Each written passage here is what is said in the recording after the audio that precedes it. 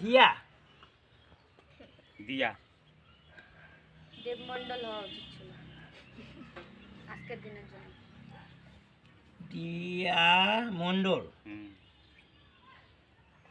এ কি হাসি গেলবাড়ি হাসিস না বই পড়তে হবে, স্কুল যেতে হবে। এখন তো বই পড়বা, স্কুল যাবে। এইবার তো তোমাকে লিখতে হবে, ভয় নেই, সুন্দর লিখবে তুমি। আমি জানি তুমি সুন্দর লিখবে। ওই এসে করে যে পড়া ফটো মেরে দিস একটা। ইস, ভালোভাবে তো লেখাপড়া সরেও।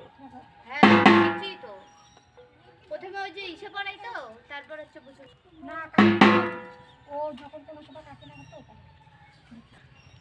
তো ভালো লিখে গো।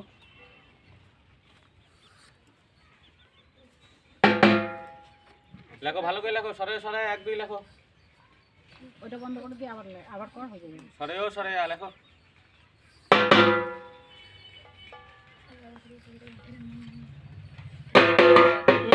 এখানে দেখো